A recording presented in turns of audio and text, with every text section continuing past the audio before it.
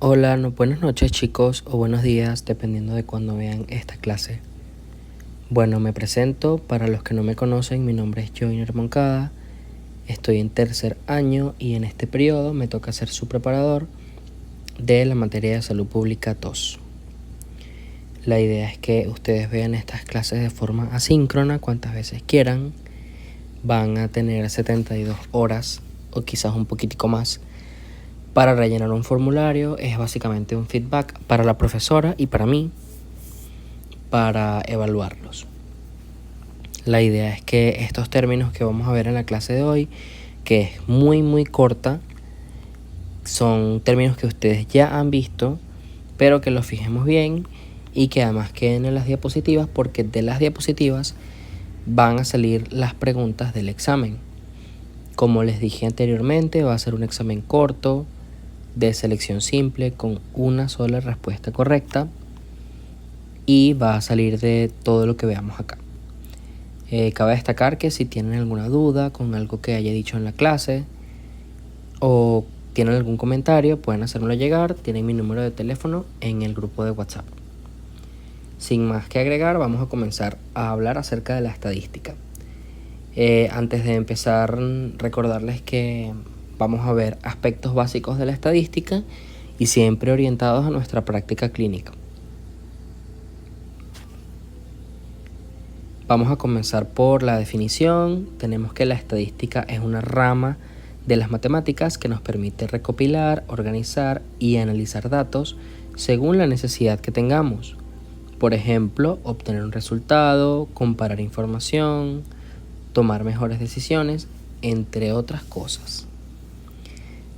La estadística es una herramienta importantísima para la toma de decisiones. Y lo primero que me gustaría acotar es que no es una ciencia. La estadística es una disciplina. Y como vimos anteriormente, es una rama de las matemáticas. Y esta se ocupa de la recolección, organización, análisis, interpretación y presentación de datos. El objetivo principal de la estadística es entonces transformar los datos en información útil para la toma de decisiones en diversas áreas.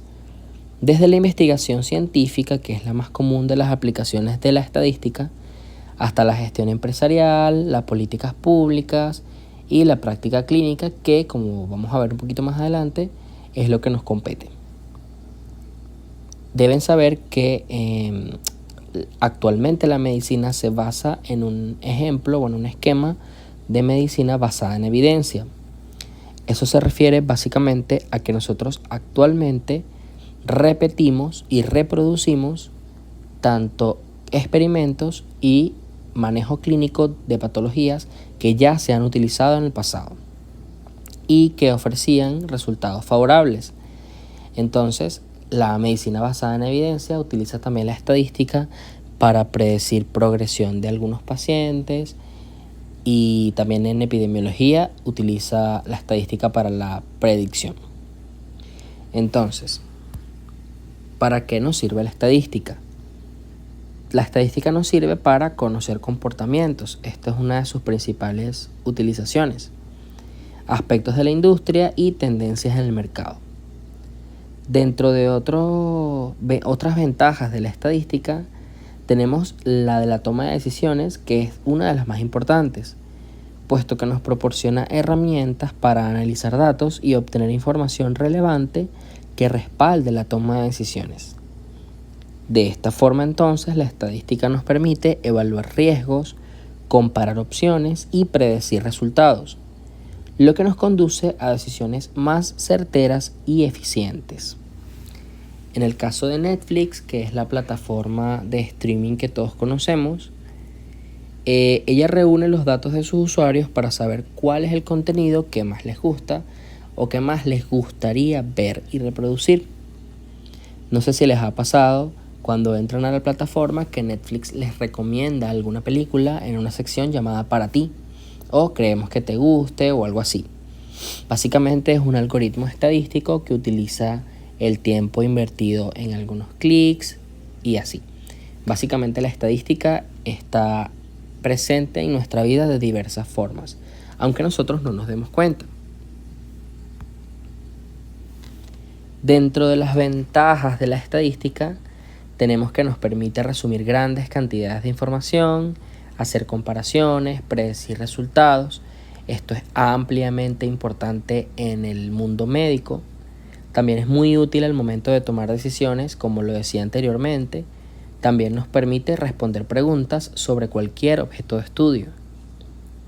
Si existen ideas o afirmaciones con pocos argumentos, también podemos apoyarnos en la estadística para justificarlas. Y por último, tenemos que es una gran herramienta para dar conclusiones objetivas en las investigaciones. También nos permite hacer una cosa muy importante, y es la evaluación de la eficacia en las intervenciones, específicamente en el campo médico.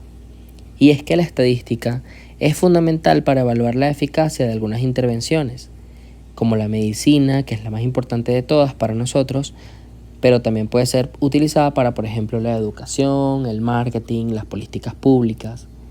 Y de esta forma nos permite determinar si una intervención ha tenido el impacto deseado o si se desean realizar ajustes.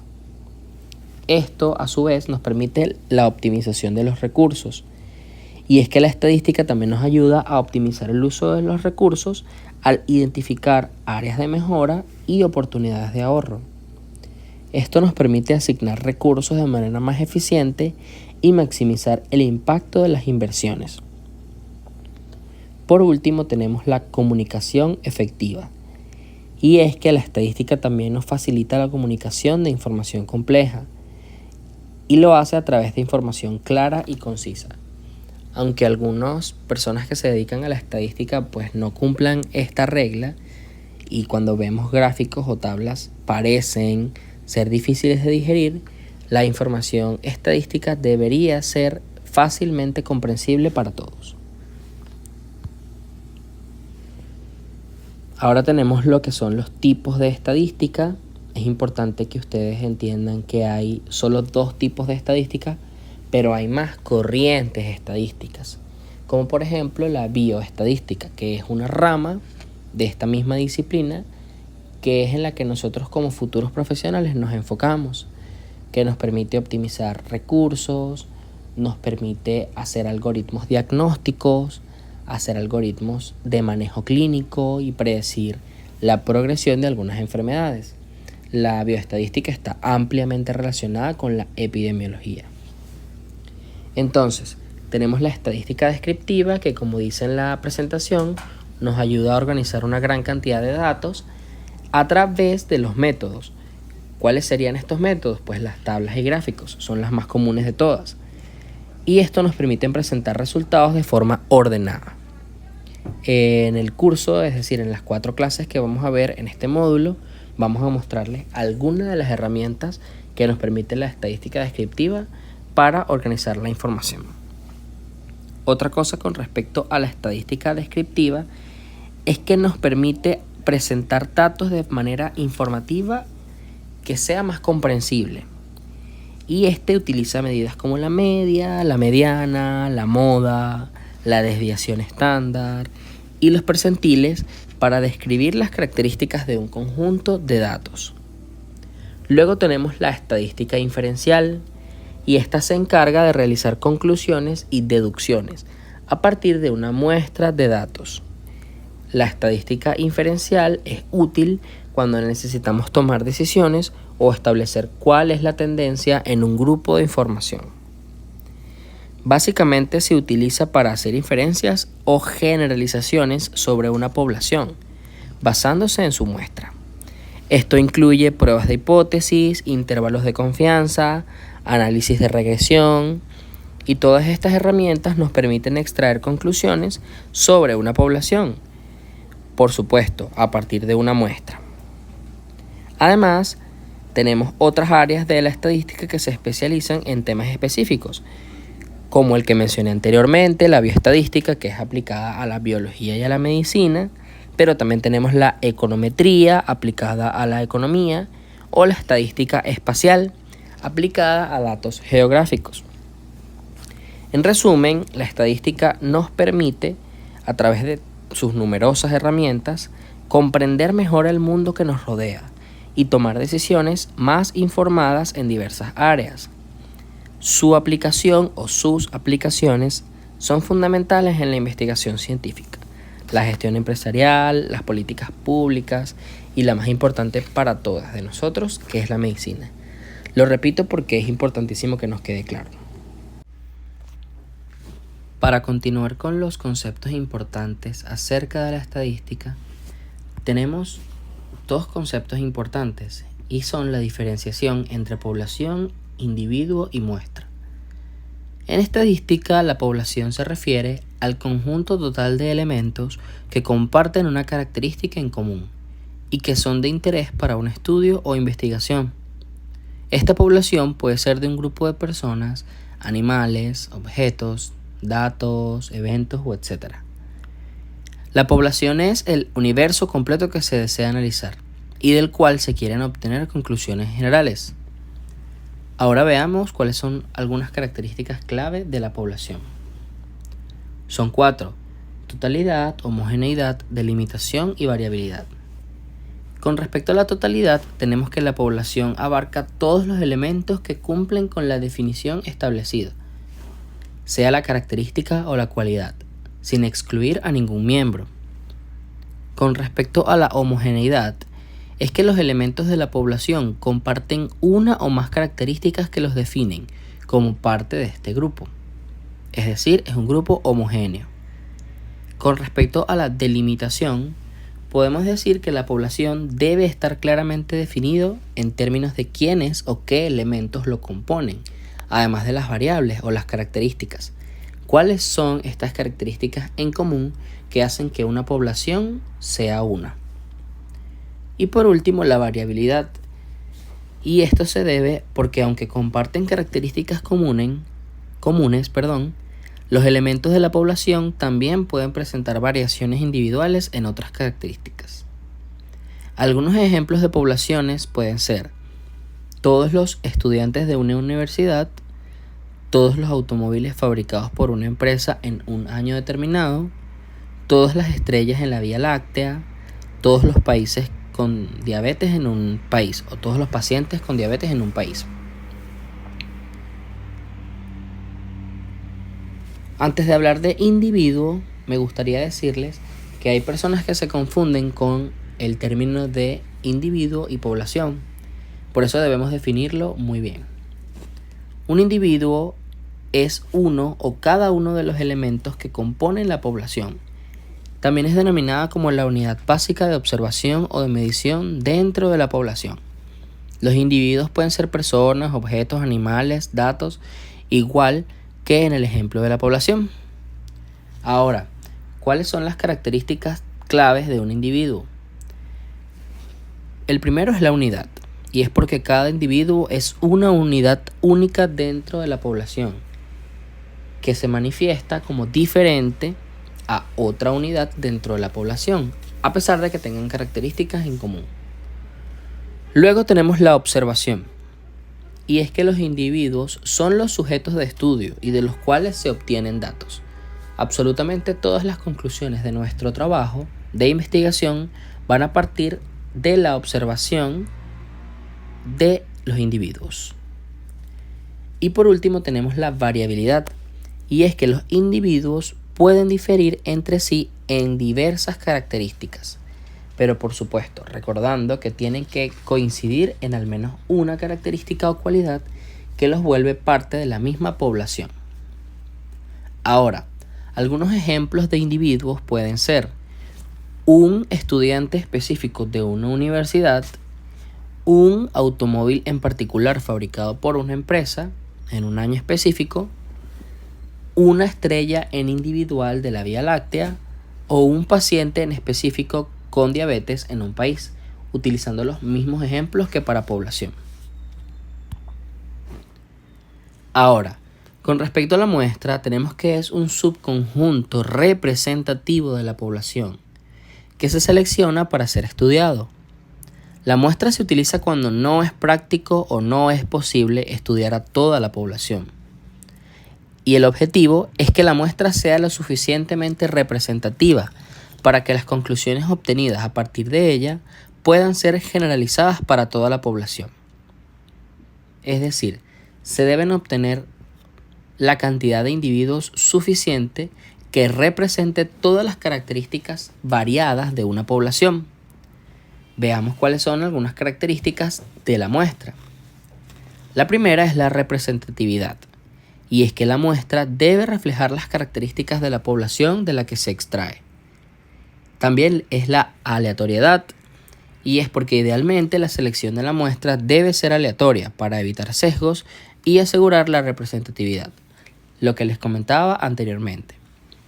Y por último tenemos el tamaño, y es que el tamaño de la muestra es importante para la precisión de las conclusiones. De hecho, es directamente proporcional con los resultados. Muestras más grandes suelen ser más representativas. Ahora veamos algunos ejemplos de muestras. Un grupo de 100 estudiantes seleccionados al azar de una universidad, tomando el mismo ejemplo de población e individuo. De una población, por ejemplo, de 10.000 estudiantes. Entonces, 10.000 estudiantes serían todas las personas que forman parte de una universidad. Eso sería la población. Un estudiante sería el individuo y un grupo de 100 estudiantes seleccionados al azar sería la muestra. El mismo ejemplo con los automóviles de una producción anual de una empresa. Tenemos que, por ejemplo, 100.000 automóviles son la población. Un automóvil sería el individuo y 500 automóviles elegidos aleatoriamente serían la muestra. Y por último, 100 pacientes con diabetes seleccionados aleatoriamente de un registro nacional. Un paciente sería el individuo y 100 pacientes sería la muestra. Ahora, hay una relación entre población, individuo y muestra. ¿Qué es lo que les comentaba anteriormente? La población, entonces, en resumen, es el conjunto total que se desea estudiar. El individuo es cada elemento de ese conjunto estudiado en individual. Y por último, la muestra es un subconjunto representativo de este mismo. Ahora, ¿por qué nosotros deberíamos utilizar muestras? La primera razón por la que se utilizan muestras es el costo, y es que estudiar una muestra es mucho más económico que estudiar a toda la población. Lo segundo es el tiempo, y es que las investigaciones también derivan muchísimo tiempo y esfuerzo. El estudio de una muestra requiere mucho menos tiempo que el estudio de una población completa. Y por último, la factibilidad, y es que en algunos casos no es posible estudiar a toda la población. Por ejemplo, si la población es infinita o si los elementos se destruyen durante el estudio. Ahora veamos una situación clínica en la que se requiere el uso de la estadística. El caso clínico dice lo siguiente.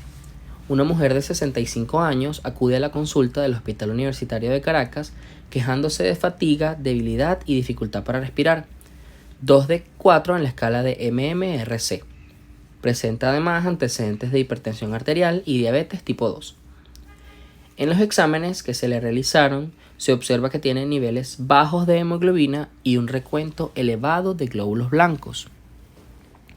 Ahora, para el diagnóstico. Aquí es cuando vamos a ver cuán importante es la estadística y el uso que nosotros le damos diariamente, que suele pasar desapercibido. Ante los resultados anteriores y las sospechas, nos da para que la paciente podría tener, por ejemplo, una anemia, pero para ello necesitamos confirmar el diagnóstico y determinar la causa de la anemia. ¿Cómo nos ayudaría la estadística? Aquí es cuando ella se vuelve una herramienta fundamental. Lo primero es el análisis de datos, y es que vamos a recopilar datos de otros pacientes con síntomas similares, incluyendo sus historiales médicos, sus resultados de exámenes y diagnósticos finales. Además, vamos a utilizar técnicas estadísticas donde podamos analizar estos datos de una mejor forma para identificar patrones, tendencias, todo lo que nos ayude a comprender mejor el caso de nuestro paciente. Luego vamos a comparar con algunos promedios. Podemos comparar los resultados de los exámenes de nuestro paciente con los promedios de personas de su edad y sexo, de personas que por supuesto no tienen anemia. Esto se refiere a los valores normales de cualquier analítica.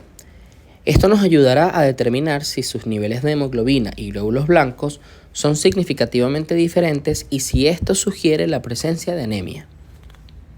Luego tenemos la identificación de los factores de riesgo.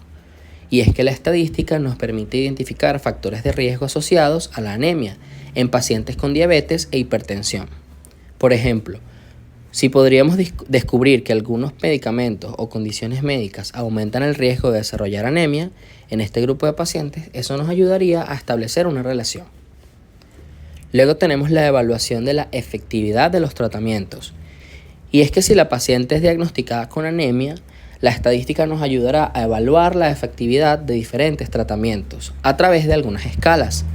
Podríamos comparar los resultados de pacientes que recibieron diferentes tratamientos para determinar cuál es el más efectivo para pacientes con características similares, por supuesto, a la de nuestro caso clínico.